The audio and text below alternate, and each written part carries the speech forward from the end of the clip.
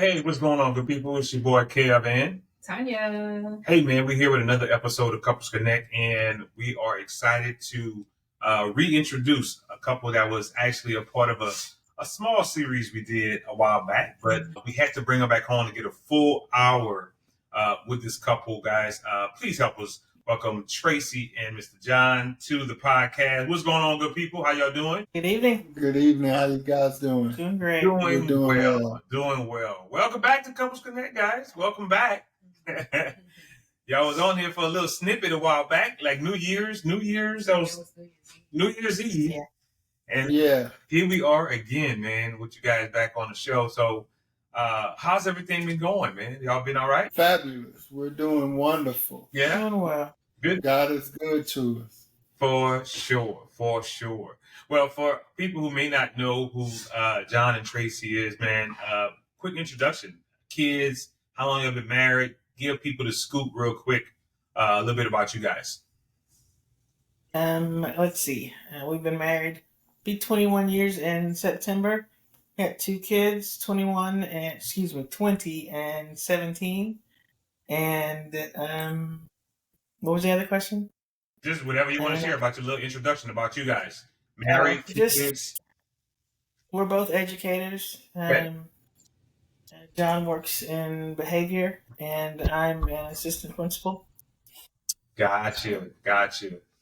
Well, man, I remember when we talked to you guys the first time, it was pretty interesting because you guys, y'all tapped into a few little simple topics. Well, not simple topics. There was a few topics that were pretty interesting. Both of you guys made some valid points about things within a marriage, and we wanted to kind of talk to you guys again. And today we're dealing with something a little bit different than what we originally talked to you guys about, which I absolutely love.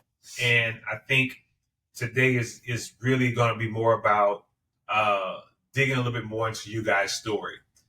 Because I think when we first talked with you guys on the show, it was just kind of more generic, just what you think. But now today is a little bit more specific to you guys. So tell me this: with marriages, y'all 21 years now, yes? 21 years of marriage. What do you think has? And this is just a random question, just to kind of get things kind of moving in the right direction. Just within your marriage? How do you feel that you guys have grown from the beginning of your marriage to now? How have things changed throughout the years and 21 years of your marriage? Anything that's completely different from when y'all first got married to now? Oh yeah, there are several things that are different. We are I'm more in love with her now than I was when we first got married. Every day I thank God for her. She completes me. But the first part of our marriage, being a young couple, it was rough. I wasn't always doing what was right. I wasn't always as Now, that doesn't mean he was out in the streets. That's not what he meant. No. He was not out. He was not outside. No, I've 21 years. I haven't stepped out on my wife.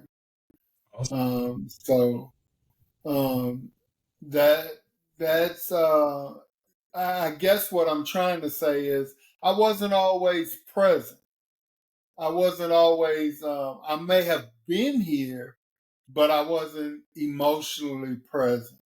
And now I feel like we are both emotionally present and connected. I would agree with that. I really would. So Tracy, did you feel that he was not emotionally connected in the beginning? I don't know that he's always said, I love you, and held my hand when we go out someplace or that sort of thing. But it was when he got home, if he was tired, then he was tired, and that was it. He wasn't getting ready to do a whole bunch of other stuff at home. Or if he was home and he had work to do, or he had, homework or something, then that was it. And, meanwhile, we still have household stuff to take care of, kids to take care of, that sort of thing. And, that he was just very like laser focused on just this. This is what I need to get done. And you take care of the rest and I'll catch up when I can, kind of a thing. He's gotten a lot better about that. And a lot more available. Not just emotionally, just I don't know, conversationally, because he's more present, more focused on what's going on here or what I'm talking about, or just me sometimes, and that makes it a lot easier to communicate. Yeah. Communication is much better now, 21 years in, than it was in year 1, 2, 3, year 5, year 7. It's a lot better communication. Her and both my children tell me that I have resting mean face. Yeah. I don't see that, but she asks now, what's going on, what's wrong, and it'll be nothing, but I guess that resting mean face. Yeah, he'll have the resting mean face, but then you say, "Are you okay? What's going on with you? Or why you look so mad? Or why are you?" And he'll look at you, and his face will change, and you can hear in the tone of his voice, he has no idea what you're talking about. I'm just sitting here watching TV. What do you mean, resting mean face? Well, I'm good. What kind of a thing? So even after all these years, you still kind of go, I think he's all right. I'm not sure, but it's just him. Yeah. So on the communication piece, you did, was it, since it's better now than it was before, was this something intentionally that you guys identified was the issue that you guys really started to kind of put a little bit more effort in to make it a little bit better, the communication piece? I think what helped with that is the work that John did on himself, because that made him easier to talk to, and that made him less focused on how he was feeling about something, and better able to consider how I might be feeling about something or some situation, or how the kids might be feeling about something. So the work he did, like I told you guys before we started, was really key, because it eased his mind, I guess, about a lot of things that he needed to work through. And so that burden's not just weighing on his brain, on his mind all the time. And so he's a lot more relaxed, calmer. Well, he never like blew up all the time anyway, but just there's no tension. I'm more at peace with myself. And I think in order for a marriage to work, you have to be secure with yourself before you can be secure with someone else. You have to love yourself before you can truly love someone else. And I had moments where it was hard, being a husband, being a father, and to be quite frank, I think I was a little selfish in the beginning. As a young husband, as a young father, I think I was a little selfish, because I came from a home where my mother was the stay at home mom. She raised us while my dad was the breadwinner, and that wasn't the case in this marriage. But I think I kind of saw that and was like, that's what it's supposed to be, but it never could be that, because during our entire relationship, it took both salaries to make it comfortable. And sometimes it wasn't comfortable. Sometimes it was rough. We had rough patches financially. We had rough patches. Never where we split up and went our separate ways, but I'm sure it was times when Tracy thought of it. I'm sure it was times where she wanted to call it quits. But So you saying you think she did not to cut you off, but you think she wanted to call it quits because of the financial strain on the marriage at that time? I think the financial strain just added to it. But the like I said, the selfishness and the mentality that I had as a young husband of you're the wife and this is the wife's role, and I wasn't. I was into that 1970s mother and father role, and that's not what we had, and that's never what we had. But Well, it's funny though, because when we first got married, the first few years of our marriage, I'll say the first two for sure, before we had our second child, you would clean up, you would do stuff around the house, you would. The only thing he wouldn't do was change diapers because we had girls. We would not change diapers. But he would. But you remember, you used to get nervous when I would just go to the store and leave you with a 3-month-old, 4-month-old. He's like, what am I going to do? What if this? What if that? Because I was nursing. Well, what if she gets hungry? Or what if, those sorts of things. But aside from, that kind of nervous fear, I think, you helped a pretty good deal around the house, cleaning the kitchen, stuff like that. But, cooking, I love to cook. yes, now if he cooks, I'll clean up the kitchen. But I don't know, somewhere it just kind of trailed off. I don't know. And I had I was really close to my father, and when he passed away. I went into a deep depression for a while, and that put a strain on the marriage as well. Yeah, I was in a deep depression for several years, and I thought I was all right, but I really wasn't. And I sought therapy to help me to get through the grieving process and to work on the person that I needed to be a better husband and father and man, period, for my family. And it's worked. Yeah. It's worked. I have a question. Tracy, when John was disconnected emotionally, were you also disconnected emotionally, or were you trying? Did you have it? After a while, I was.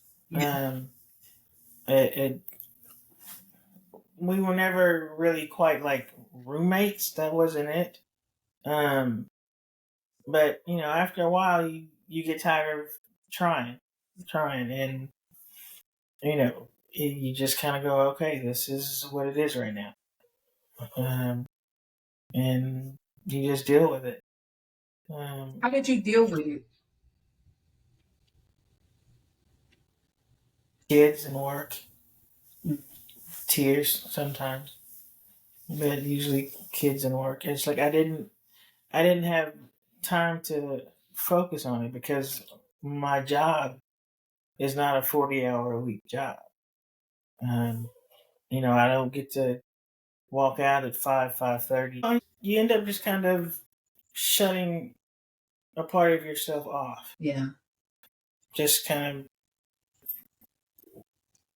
you just kind of shut it down, so that there's no real expectations there, and you go through.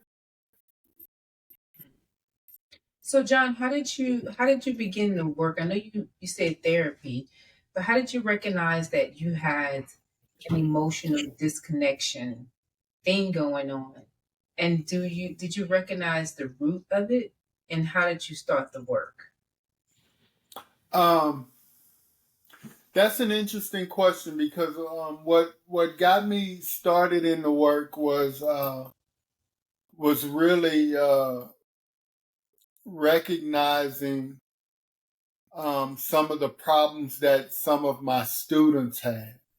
I work in behavior and I work with emotionally disturbed students who have emotional disabilities, autism, um, all different kinds of disabilities.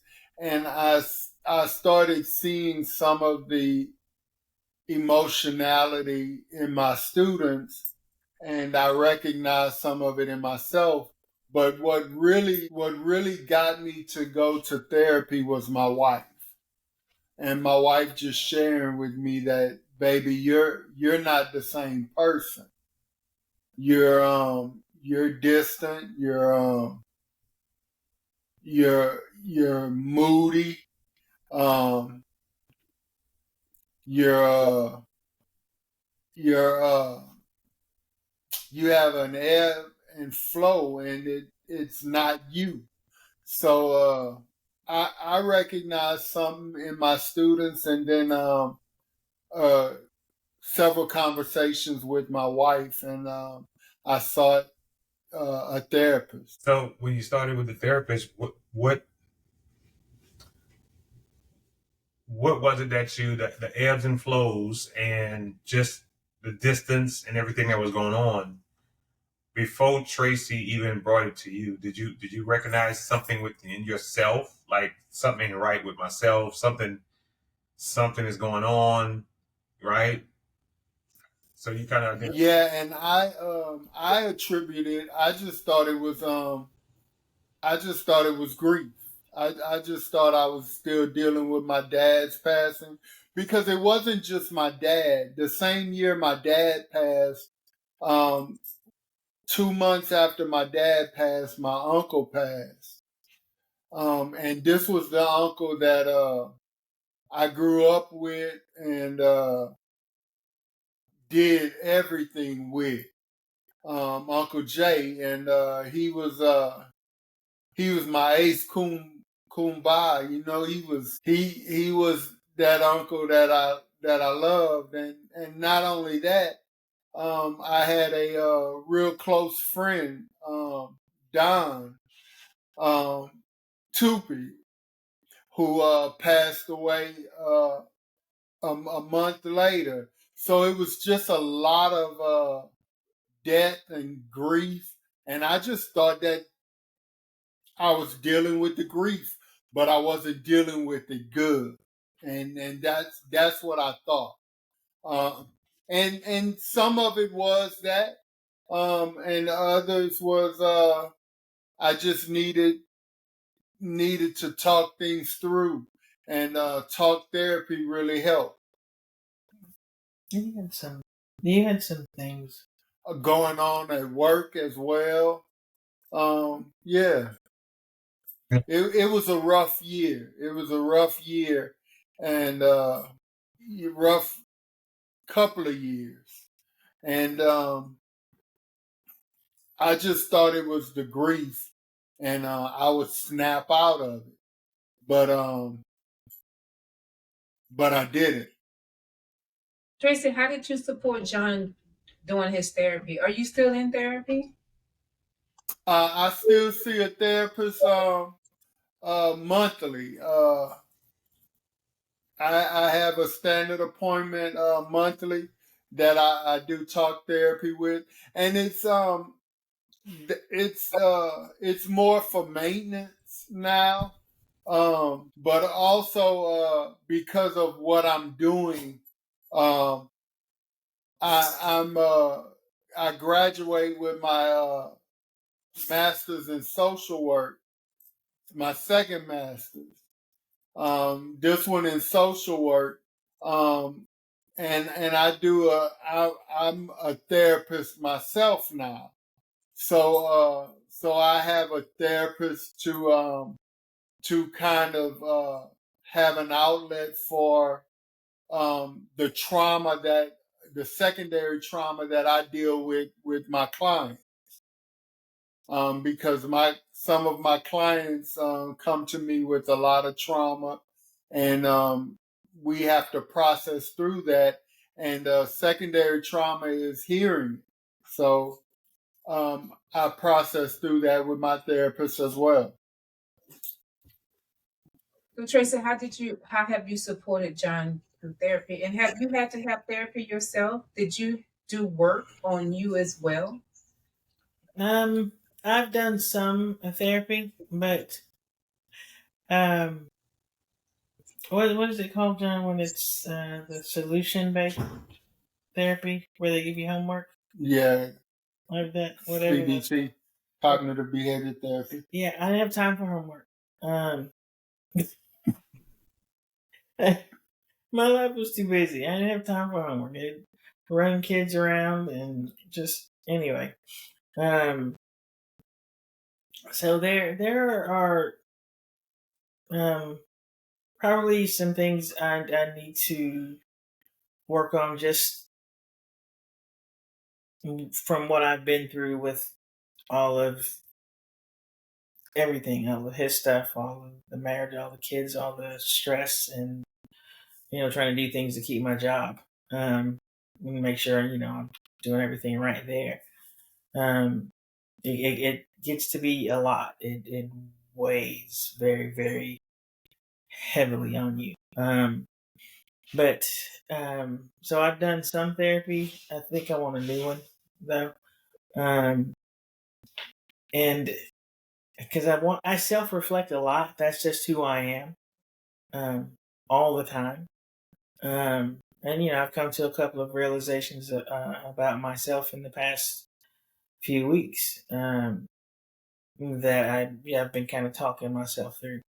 But I need somebody I can just kind of think out loud with and process stuff with. Maybe a little bit of CBT, but mainly just help me process my thoughts and my feelings about certain things without the homework, because I don't have time to go read a chapter of this book and go read another chapter of this book so we can come back and study. I don't have time. I don't even have time to do book studies for my job, and that's what they pay me to do. So yeah, she need her therapist. So yeah, it's just a matter of finding the right one. I got a couple of recommendations from Corliss. But as far as how to support John through all of this, quite honestly, I think I probably gave up or sacrificed some of myself to make sure he was okay, or if he was okay, to make sure the girls didn't know he was struggling at the time, to make sure we were able to maintain some sense of normalcy. So you don't talk about it. You just take a deep breath, swallow it, deal with it, and keep moving. Saying some prayers and keeping it going that way. But as a therapist, swallowing it and is not always healthy. No. It's not always healthy. So preaching to the choir. So she has some things she needs to process through with a therapist, and I'm gonna support her in that. Yeah. Just like she supported me, and we're talking. It's not like we had a horrible marriage. By no accounts did we have a horrible marriage, and things were falling apart, and it was hard. It was just, marriage is hard. You take two independent people, put them in a house together, and then on top of that, give them 2 children that you have to raise and teach, and you don't want little buttholes running around, so you have to teach your kids to be good people, pour into them and pour into each other, and all of that was challenging, and it still is. By no accounts are we saying we've arrived, we've made it. We're still learning and growing together, and I think that's going to be until we're death do us part. We're going to be learning and growing together. There are still little things that I find out about my wife that she doesn't like or does like, and I make that adjustment. And same thing for her. Yeah, so I just found out about something he didn't like, I think yesterday or last night. I was like, you don't like, really? I had no idea. But it was something pretty simple. But I think also another thing we could mention that, and I don't imagine it's just us, but any couple who has a child the first year of their marriage, that can make it difficult. Because you just got married, you're just settling into your marriage, you learning how to live with someone else, when you've had all this independence on your own, and while you're trying to learn each other and settle into your marriage, there's this other little person who comes along, and oh my God, you adore that baby, and she's everything, and so a lot of that focus you would put on each other. You had to put on this new little life.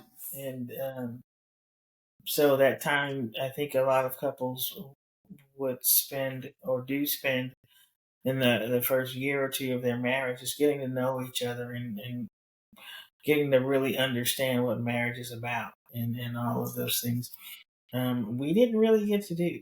And I would recommend to any newlywed couple to be married 2 to 3 years before you have your first child. Have some time to get to know each other, to love on each other, to travel with each other, to just learn to live with someone else.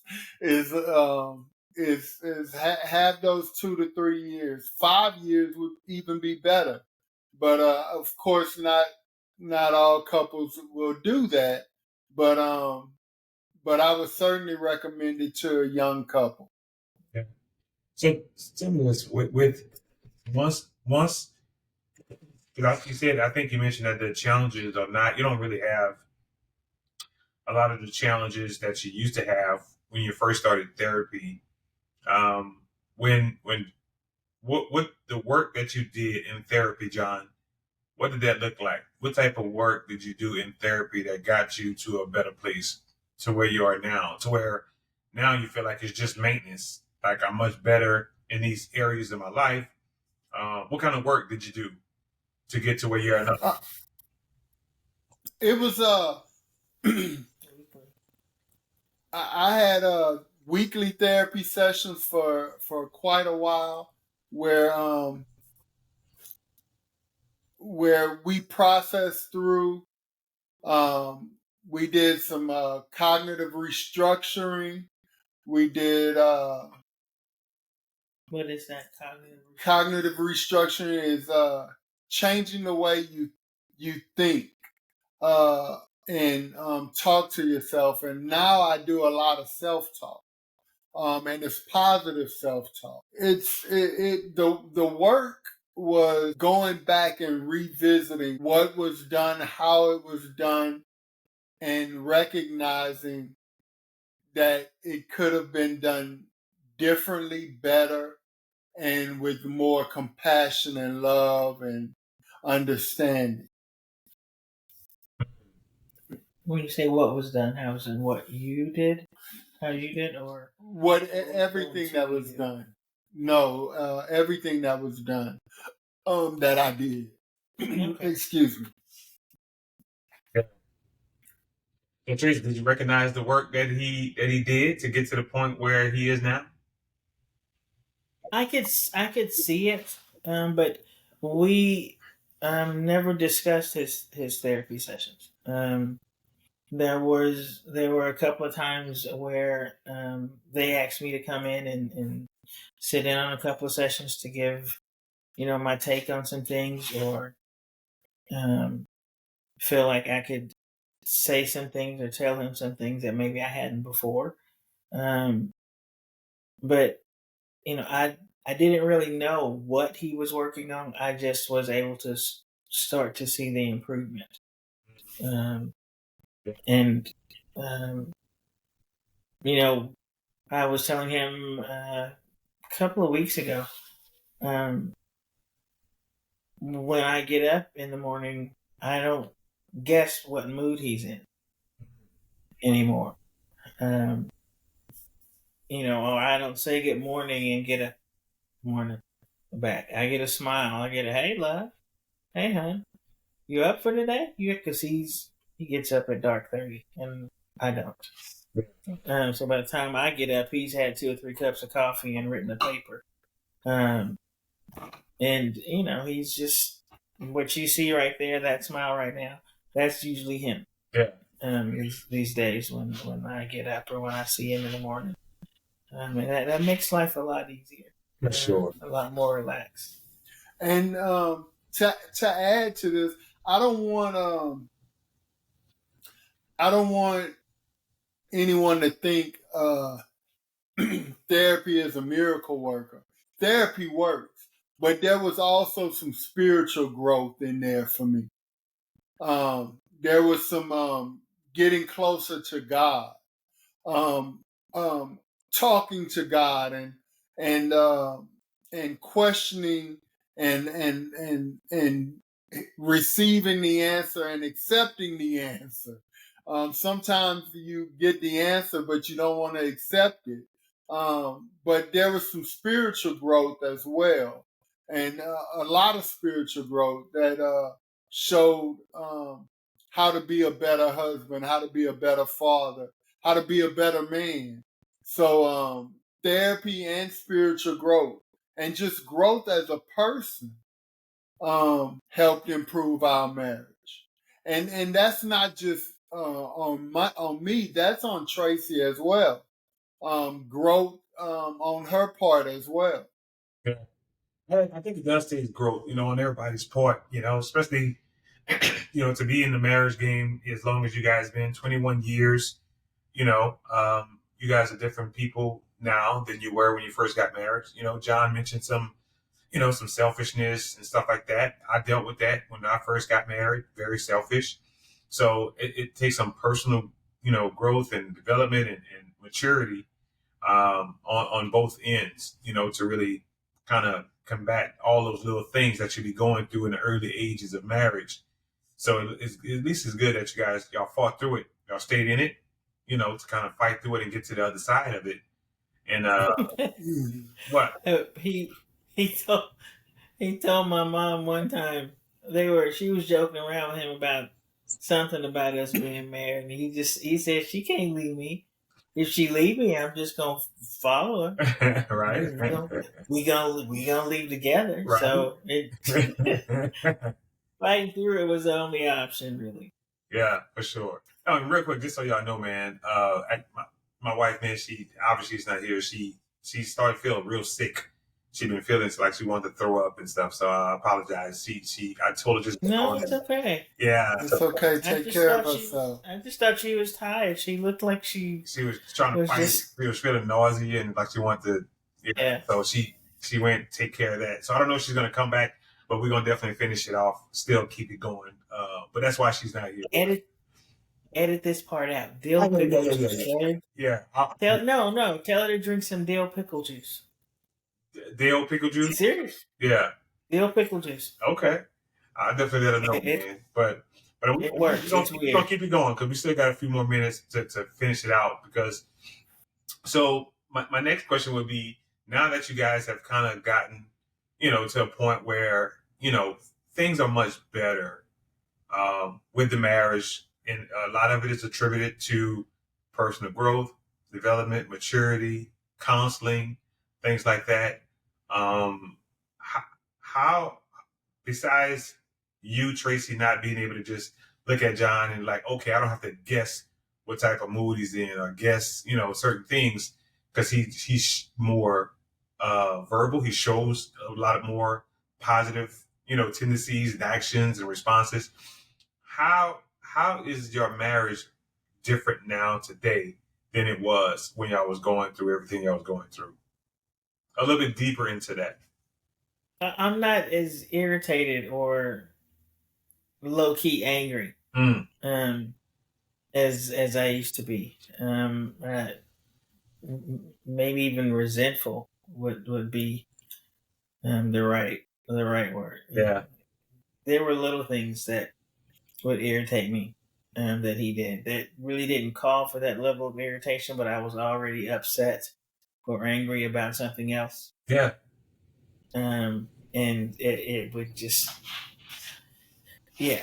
And we did. It's not like we argued all the time. I would just say what I needed to say, and that was it. It might be 2 or 3 sentences, and that was it. There was no back and forth yelling and blood pressure through the roof or any of that at all.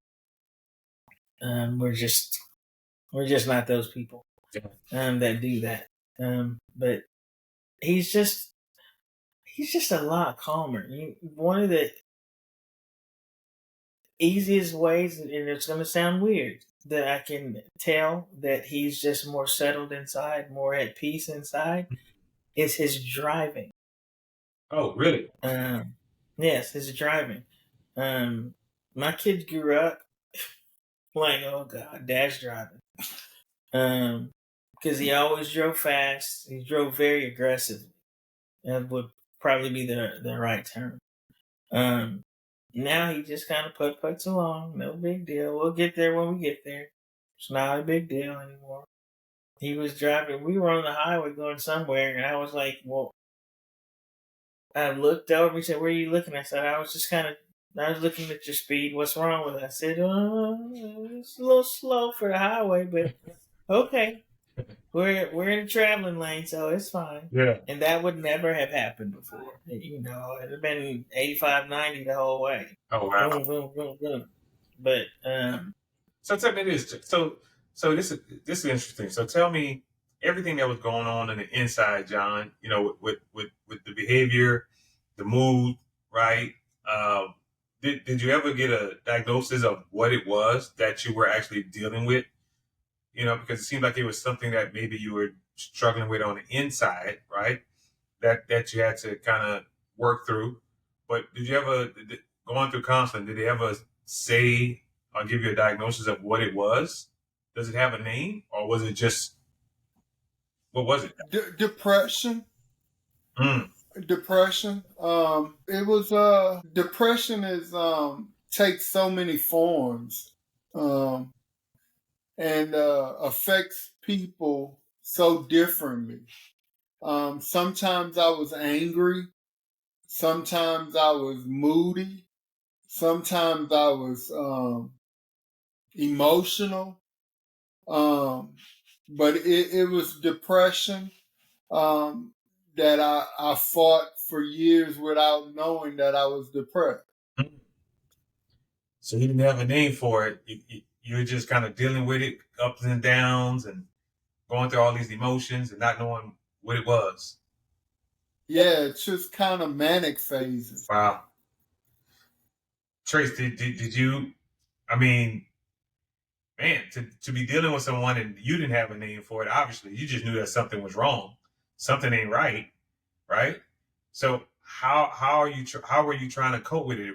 Was it always just a matter of tuning it out, or I'm too busy with the kids and too busy with work, or did you do anything that's really trying to like help him in that during those moments? no, I didn't. I couldn't. Because when he was feeling that way, you couldn't really get through to him because there was a bit of a wall up because he didn't see it. He thought it was just us making too much of a deal about this or about that. When I'm like, no, John, if all three of us are telling you that you seem really angry or snappish, whatever, that's not us, that's you. But he had to be willing to hear that, and for quite some time he was not. Um, so,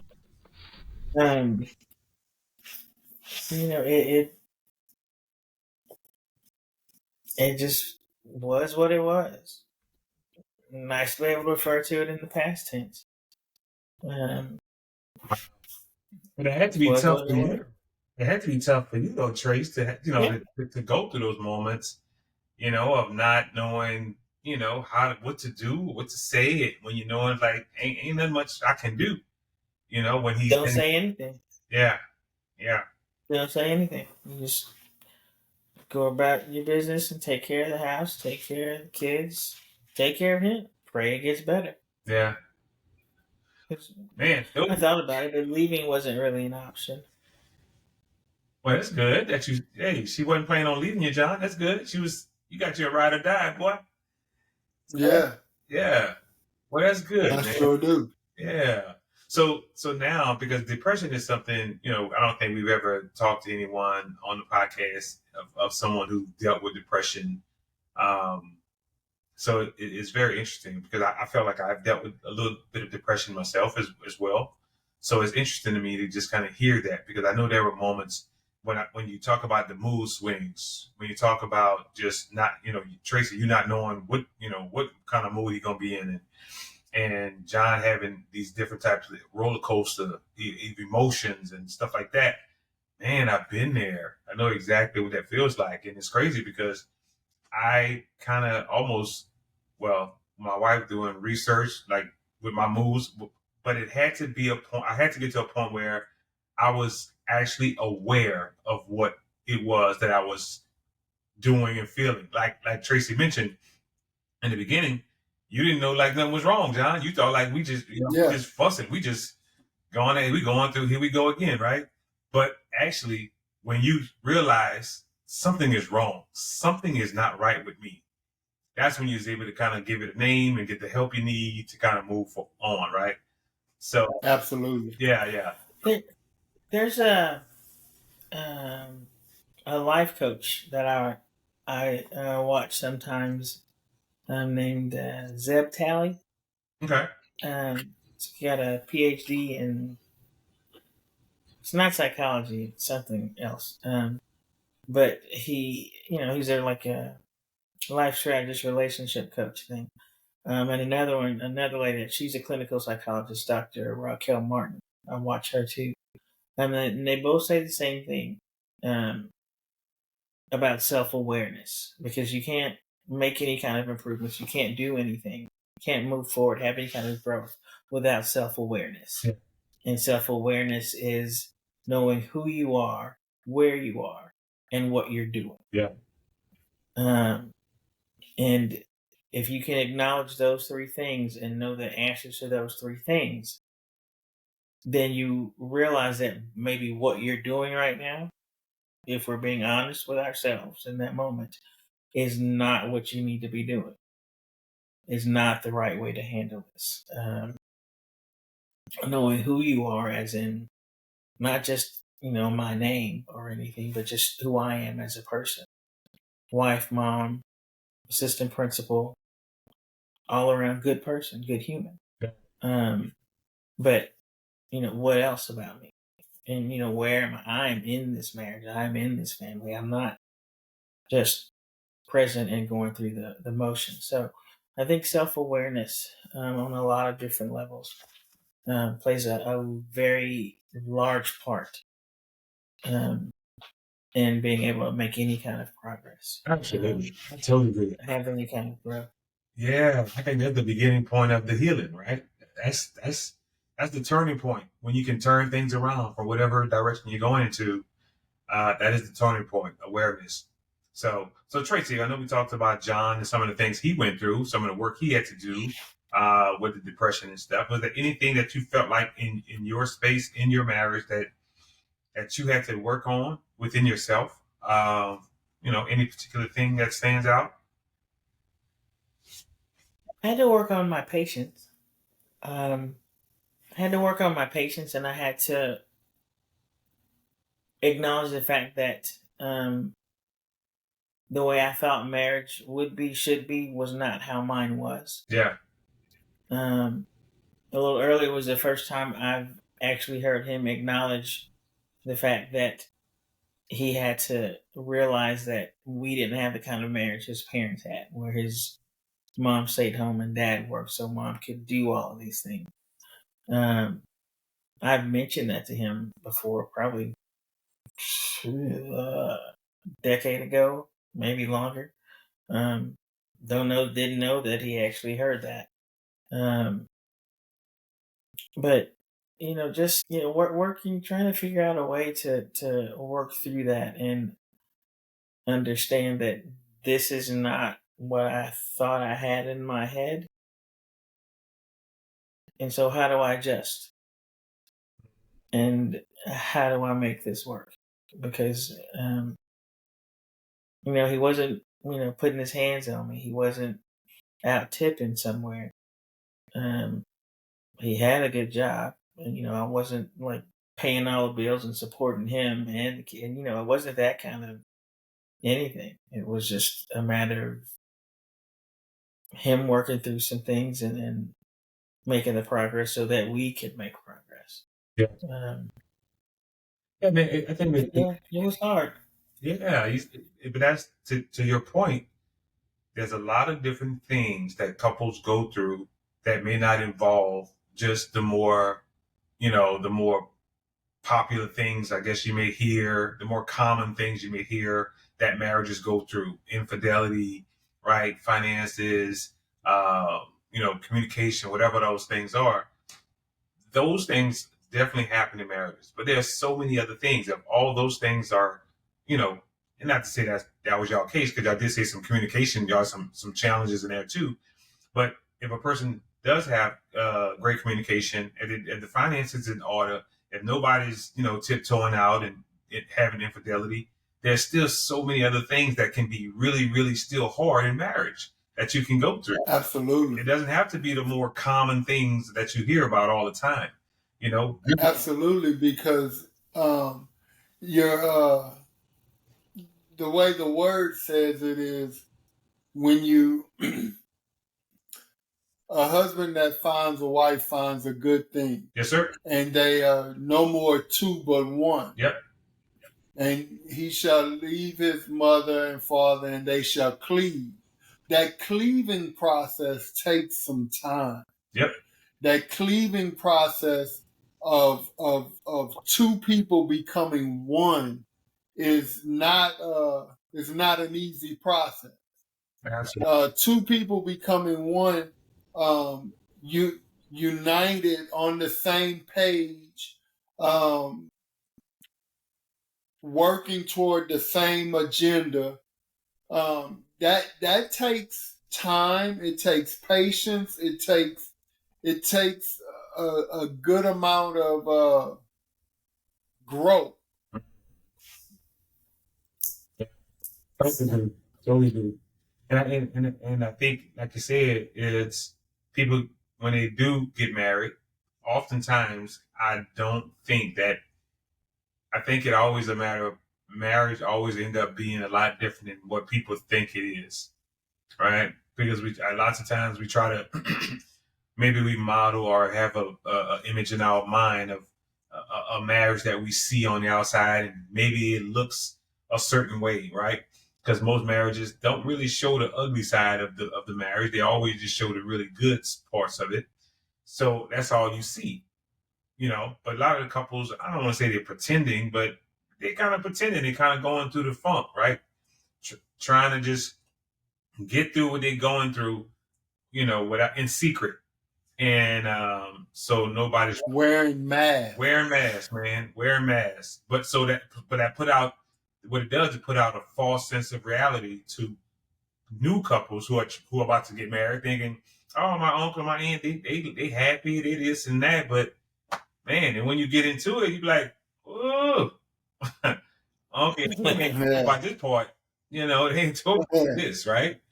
So anyway, but that marriage just has all kind of challenges, man. But so tell me this, John, what do you think the hardest thing that you ever had to deal with in terms of Tracy as your wife, as your spouse? She's had to deal with with you on the depression and the mood swings and the different things. What was the most challenging thing you felt you had to go through with Tracy?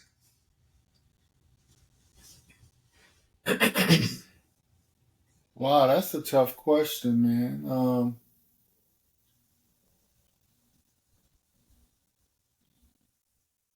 Well, it was tough because I was trying to make her, I was trying to make her conform to what I wanted instead of letting her be who she was. So that made it tough. Yes. Does that make sense? Oh, absolutely. Yes. And the more I realized that I just needed to let her be who she was. She was this beautiful woman that I fell in love with and adore her personality. If I just let her be who she is and not try and turn her into who I want her to be, then everything will be all right. Right. So that's probably the biggest thing, because I was trying to get her to conform, having this mental image of what I thought marriage was supposed to be. Yeah. So Yeah, or so what were some of those things you were trying to conform her to be? What? I wanted her or early on. This is early on. Now Yes. this is early on. I wanted her to be more.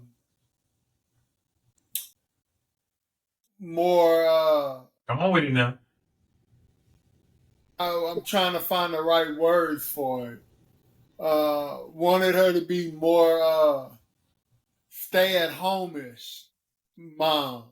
Mm. You know, more not that she went out or anything, because we never really did that. We never did that.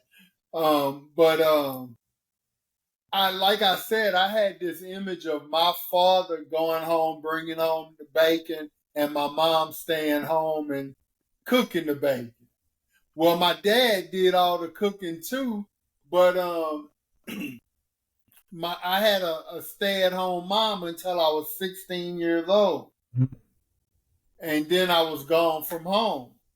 Um, so I tried to turn her into the stay at home mom with a full time job, and that wasn't working, man. That wasn't working. So no. And Tracy, was how do you feel about that? Did you feel like he was trying to conform you to do something that you didn't want to do or be? Yes, absolutely. We both go to work, and get off, and get home 5:30, 6:30, sometimes later. For me, for sure. And he, what's for dinner? I don't know. You've been home an hour before me. Why are you asking me this? I don't. Or calling me at work. What's for? I don't know. I don't know. Or if I was home, well, what's for dinner? What are you cooking tonight? Well, maybe I'm not cooking nothing because I've been cleaning all day while I've been home today. So that would get very frustrating at times. Because like I said before, he thought he was okay for him to just go to work and do all that there and come home and just rest himself because he was tired. Yeah. I'm glad you used the word selfish earlier. I wasn't going to do that. I wasn't going to throw you out there like that. Being transparent, it is what it is, right? He is. Yeah. He is. I mean, I attest to it. I was definitely very, very selfish in the beginning, for sure, about marriage. So, but it was something that you said, man.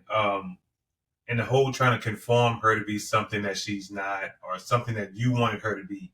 There's something to that, man, because I feel like it was the same way again, even in my own marriage. I think that maybe we were trying to conform each other to be Mm-hmm. someone that we truly were not, right? And it's not until you just let that person be the best version of themselves that things just kind of work out, and just, and that's where you can find that peace and that happiness. Because, man, trying to conform somebody, that's just, I'm pretty sure there are many couples out there that still deal with that, trying to conform Yeah. the other one yeah. to be something that they're not, and it's causing friction and frustration in that marriage. And then the best thing is kind of like what you said, man. Once you just let that woman be the best version of herself, that's when everything just kind of smoothing out. So anyway, I think that's a beautiful thing, because the same thing happened on this end as well. Once we were able to just let each other be the best versions of ourselves, everything was smooth, man, and accept it, accept who they are, So yeah, Tracy, you had something to say about that? No, not really. I don't really have a whole lot to add, except I have a potty mouth and he doesn't, and he doesn't cut me looks now, right? He when I use some of my potty language, because I didn't use it at home very much in the first part of our marriage, because I didn't talk like that around my kids. Yeah. At all, ever. Yeah. So yeah, once they got older and they realized, oh, Mom, you said, yeah, I say it a lot when I'm not at home. So he stopped going, babe. What my what? Because sometimes it's just funny, and so just let me be myself, Yeah. and I'll censor myself, I'll edit myself sometimes. For sure. So For sure. that's just an example of the lack of conformity for me. Yeah. Totally get it, man. He says a bad word, I'm like, everybody stop moving. What's wrong? He doesn't talk like that. Right. So tell me this, man, because I don't want to keep you out too much longer. We are hitting up that hour mark, but what is something in terms of advice you would give someone, Tracy, if a wife is out there dealing with, her husband who's maybe undiagnosed yet, that it hasn't been diagnosed yet, of that they're dealing with depression. Maybe you can share some of the things that you were experiencing, some of the symptoms of the depression that John was going through, and how would you encourage them to deal with their spouse if that's something they're going through?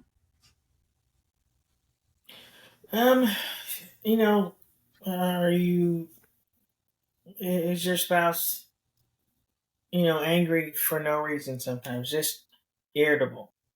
And you can't figure out why. Nothing's happened. Everything's okay. There's nothing going on to warrant this level of irritation. You just said, well, I don't want to do this. I'd rather do that instead. And this is, I don't want to watch TV in the living room. I want to watch TV in the bedroom.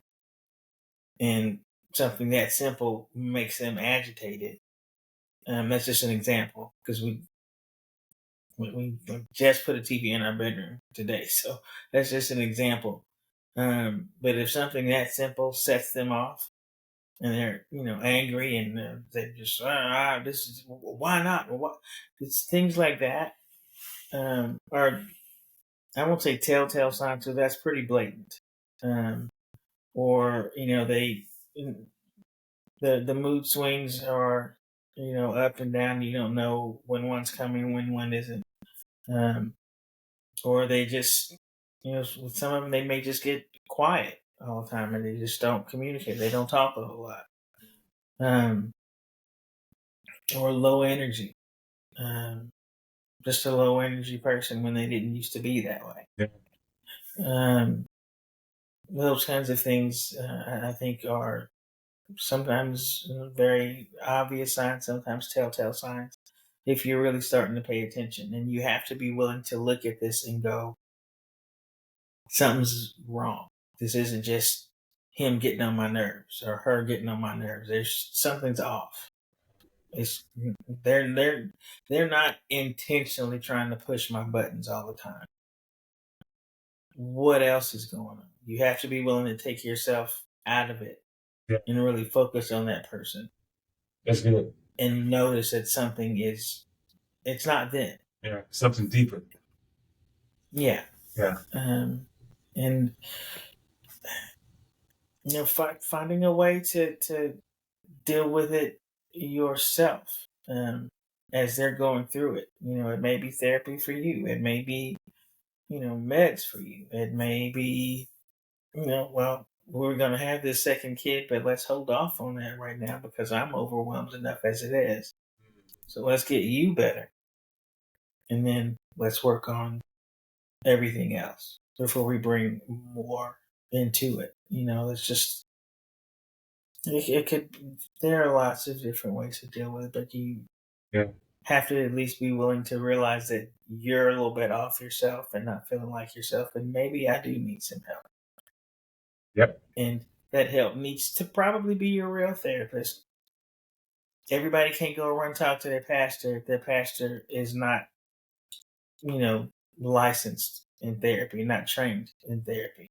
They can tell you everything about the Bible, but they can't tell you about how you're feeling and why you're feeling this way. They don't know anything about different types of therapy or modalities or any of those things to really help you deal with what's going on. They can just tell you what the book says, and it's their interpretation.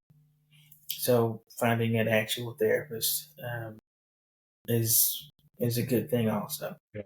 I like it, man. So really it's like, awareness is one thing, but also acceptance, right? You can be aware of it, but you got to also accept that that's what it is, and start to seek and get the help. John, if someone is like having these, these feelings that you were feeling, the everything, all the symptoms that you were going through, what do you feel, Tracy, or maybe a spouse who's dealing with someone who's going through what you went through, what do you feel they could do to better help you, in that situation? Be patient. Yeah. Be patient, be kind, be loving. Understand that it's not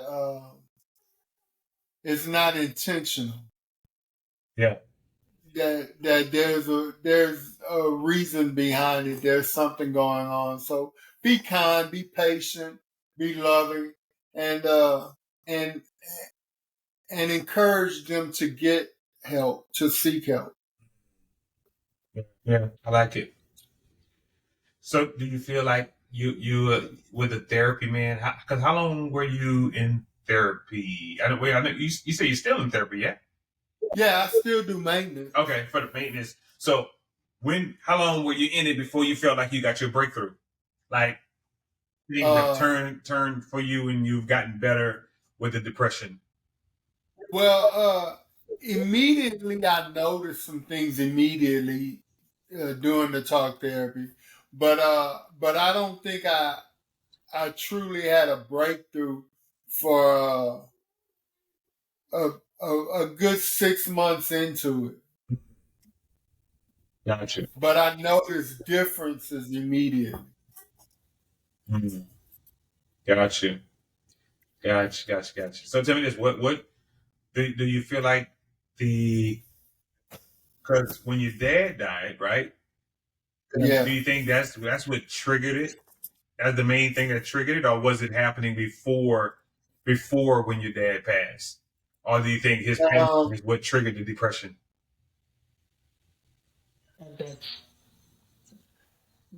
That's what made it worse. Okay, it was already That's what made it worse. Gotcha. Yeah. Gotcha. Yeah. So I think that's even something that even a little bit harder to deal with when a real traumatic situation happens. on top of the depression that you're already dealing with, right? Yeah. So that just kind of it just exacerbates. Absolutely, absolutely. So, well, man, it seems like you're in a better space. You guys, even in your marriage, you're in a better place. The marriage is in a better place.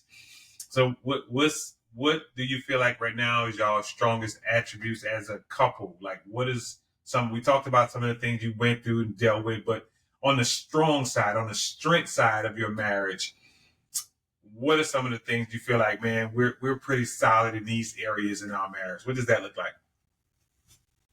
Oh, wow. Communication. Oh, so communication is totally taking a nice. Yeah, it's taking a 180. Wow. It's done a 180. There was a time, because of the moods and all of that if he did something that bothered me or irritated me or something, I would just hold it. I wouldn't say anything about it. I wouldn't tell him, and that would just build. But now, I don't.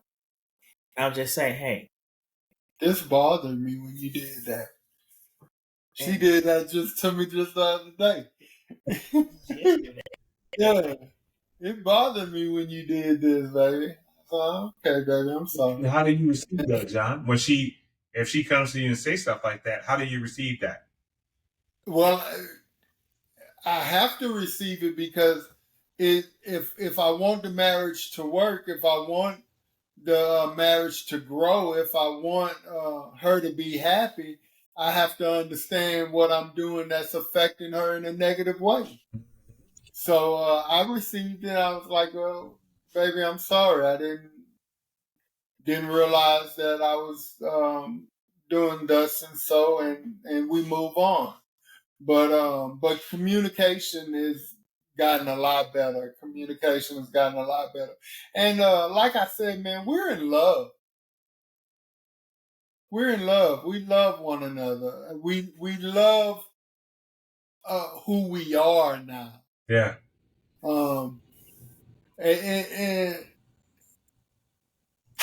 And that's good. That's good.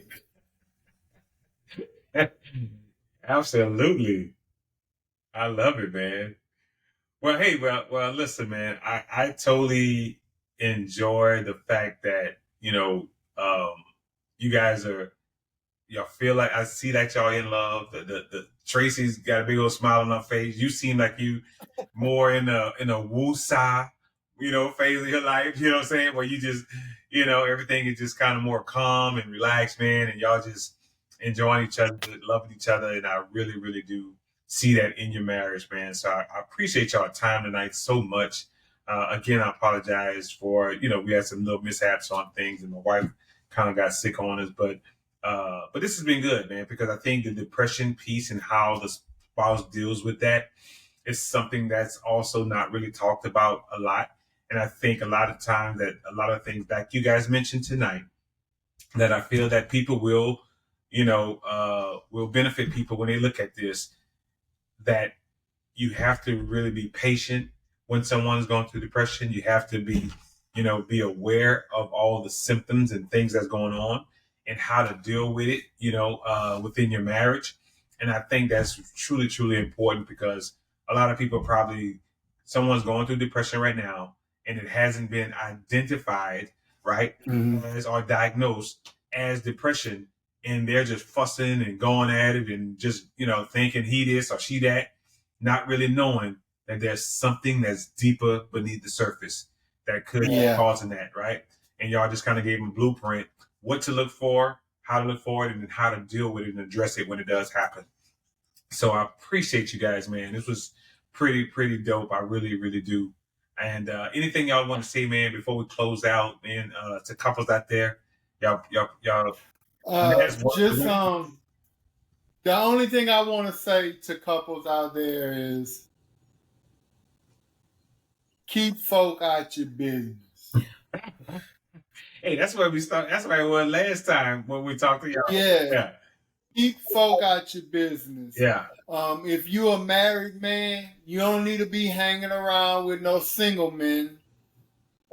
chilling and going out with single men. If you're a married woman, you don't need to be chilling with your girlfriends that's single. If they want to chill, they come chill at your house where your husband is with you. But keep folk out your business and your marriage will stay healthy. Trace, what you got? Got your business. So you don't go run and tell your mama or your daddy or your brother or your sister and anybody, all the stuff that's going on in your marriage, especially when it's something negative or you're unhappy about it, because they're not in love with that person. Yeah. You are. So while you work through it with that person and forgive them and you move on, they still got resentment on your behalf. And or maybe they just gonna give you some bad advice. That's what. Give you bad advice, and I'm sorry. If you hadn't been married before, you really don't need to be giving your married friend advice about nothing. Yeah. So just keep folk out your business is right. Hey, I like it. Well, man, look, thank you guys, man. Team Collins, I appreciate you guys, your time, and for sharing with us tonight on Couples Connect podcast.